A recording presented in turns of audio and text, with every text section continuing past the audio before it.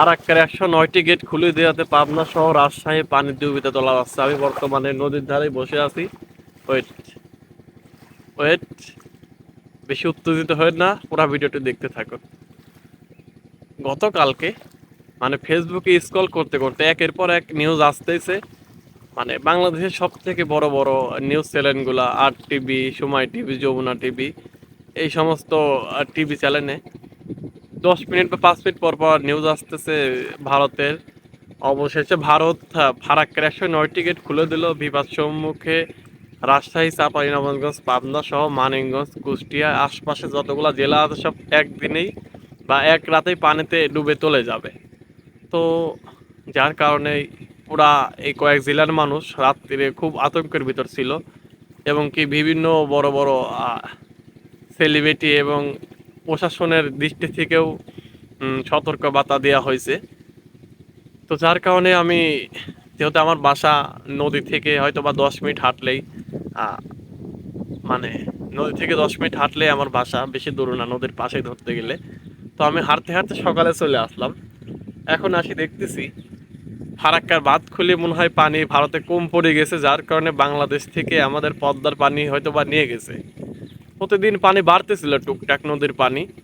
তো এখন আজকে আসি দেখতেছি পানি হাফ হাত প্রায় কমেছে। ঠিক আছে, একটা নৌকা আছে আমাদের, নৌকাটাও দেখতে আসলাম আর ভাবলাম যে আপডেট কিছু জানিয়ে আসি, যে যেভাবে নিউজ চ্যানেল বা যে সমস্ত সোশ্যাল মিডিয়ার মাধ্যমে দেখলাম হয়তো বা আমাদের পাবনা রাতে ডুবে যাবে। কই এখনো তো কোনো খোঁজ খবর দেখি না যে নদীর কিনারে যায়। তো বর্তমানে আমি আছি পাবনা সদর থানা চরবলারামপুর গ্রাম, পদ্মা নদীর কিনারে বসে আছি। তো আপনারা কোনো চিন্তার কারণ নেই। আলহামদুলিল্লাহ পানি প্রত্যেক দিনের থেকে প্রায় হাফ হাত আজকে আরও কমেছে। প্রতিদিন বৃদ্ধি হয়, তবে আজকে পানি কমেছে, এত প্যারা নেওয়ার কিছু নেই।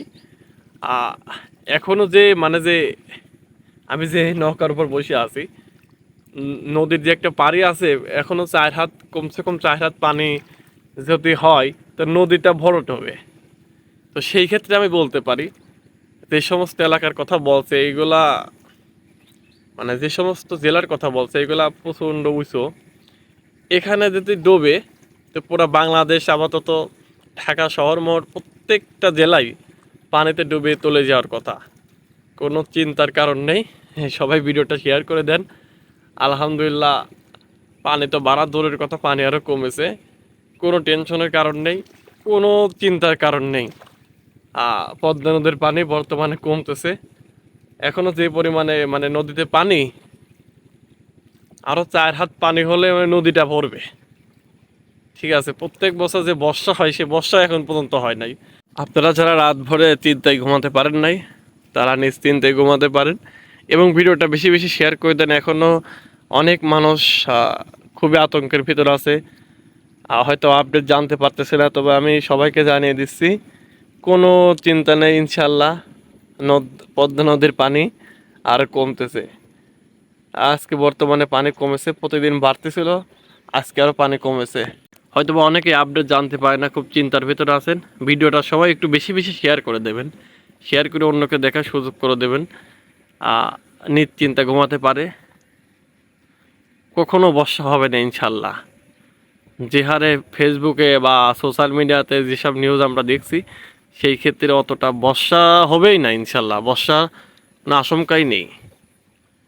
আমি বর্তমানে নিজে আসি উপস্থিত এবং দেখতেছি একদম সকাল টাইম, বর্ষার কোনো আশঙ্কাই নেই। পানি একদম কম, প্রত্যেক বছর এর থেকে ডাবল পানি হয়। এই সামান্য একটু পানি ধরতে গেলে নদীতে প্রতি বছর এই টাইমে কিন্তু পুরা নদী ভরপুর থাকে, সেই ক্ষেত্রে পানি এবছর অনেক কম। তো সব দিক থেকে আমি বলতে পারি সবাই ভিডিওটা শেয়ার করে সতর্কবার্তা দিয়ে দেবেন। আর যারা খুব চিন্তার ভিতর ছিল, চিন্তার কোনো কারণ নেই। পদ্মা নদীর পানি ইনশাল্লাহ আজকে আরও কমেছে। আর মানুষের দোষ বাকি মানে কেমনি দেব, এবং কি যেসব বড় বড় নিউজ চ্যানেলের মাধ্যমে আমরা দেশের বিভিন্ন আপডেট খবর জেনে থাকি, তো সেই ক্ষেত্রে আমিও কিন্তু ফেসবুকে 3-4টা পোস্ট করছিলাম যে হয়তো সবাইকে একটি সতর্কবার্তা দিয়ে দিই। আমি নিজেও ফেসবুকে পোস্ট করছি আর কি, এবং কি বিভিন্ন মানুষ ফেসবুকে পোস্ট করেছে। অনেক মানুষ আতঙ্কের ভিতর ছিল।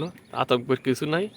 আহ, পানি আরো কমেছে হয়তো বা ভারত, মানে ভারত পানি নেওয়ার জন্য ফারাক্কার বাঁধ খুলে দিয়েছে, উল্টা আমাদের নদীর পদ্মা নদীর পানি ভারতে হয়তো বা যাচ্ছে। কারণ তা না হলে আজ কয়েকদিন ধরে পানি বাড়তেছিল, হঠাৎ করে আজকে কমে গেল। হ্যাঁ, না জানি যে আমাদের যে সমস্ত এলাকার মানে জেলার কথা বলছি এত সময় পানিতে ডুবে যাওয়ার কথা, তো উল্টা হচ্ছে আমাদের পানি আরো কমে নিয়ে যাচ্ছে। হাস্যকর একটা বিষয়, খুবই হাস্যকর। আসলে আমাদেরও দোষ নেই, আমরা বিভিন্ন বড় বড় বাংলাদেশের টিভি চ্যানেলের মাধ্যমে জানতে পারছি, আমাদেরও দোষ নেই। এই আর কি আপডেট খবর। সবাই শেয়ার করে দেন ভিডিওটা। আল্লাহ হাফেজ।